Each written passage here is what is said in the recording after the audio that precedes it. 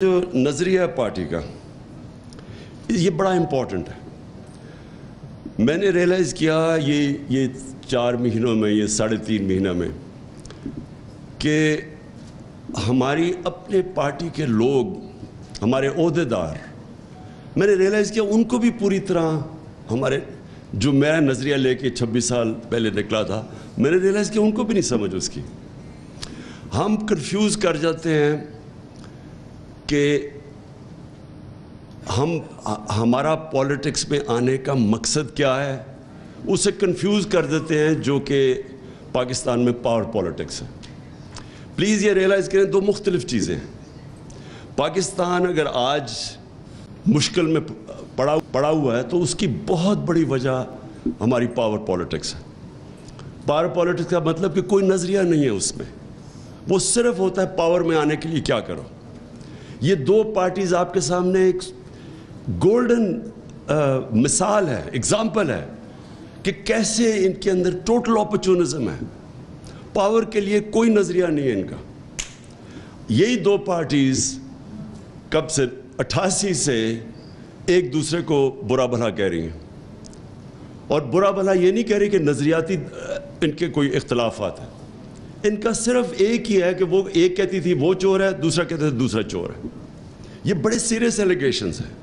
Corruption کے cases انہوں نے ایک دوسرے کے اوپر بنائے تھے. یہ کہہ رہی تھی کہ یہ نواز شریف نے یہ ہدایبہ پیپر مل میں منی لانڈرنگ کی، یہ کیس پیپلز پارٹی نے بنایا تھا. اور یہ سرے محل کا کیس اور جو $60 ملین پڑا ہوا تھا زرداری کا سوئٹزرلینڈ میں، یہ نون لیگ نے کیس بنائے تھے. تو یعنی 2 پارٹیز ایک دوسرے کو یہ نہیں کہہ رہی کہ ہمارا نظریاتی اختلاف ہے. یہ دونوں ایک دوسرے کو کہہ رہی تھی کہ انہوں نے پاکستان کی عوام کا پیسہ چوری کیا ہے. یہ سیریس ایلیگیشن ہے. اور ہوا کیا کہ جیسے ہی یہ واپس آئے 2008 میں، چارٹر آف ڈیموکریسی کے نام پہ دونوں نے فیصلہ کیا کہ ہماری 2 دفعہ گورنمنٹس گئی ہیں کرپشن کے اوپر، تو ہم پاگل ہیں کہ ایک دوسرے کو ہم نقصان پہنچا رہے ہیں. دونوں نے مل گئے. 10 سال انہوں نے مل کے ملک کو لوٹا. اور کوئی ان کی آئیڈیالوجی نہیں تھی، صرف پیسہ پرزرو کرنا تھا. پیسہ بناؤ اور پرزرو کرو. اور یہ آج آپ کے سامنے اور ہی کلیئر آ گیا کہ وہ جو ایک دوسرے کے خلاف تھے سب اکٹھے ہو گئے ہمارے خلاف. تحریک انصاف کے خلاف سب اکٹھے. کوئی نظریہ نہیں ہے اس میں، صرف انٹرسٹ ہے.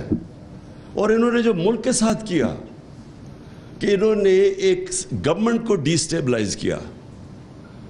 اس لیے نہیں کہ وہ گورنمنٹ کرپشن کر رہی تھی، اس لیے نہیں کہ وہ ملک کی معیشت کو صحیح راستے پہ نہیں لے کے جا رہی تھی.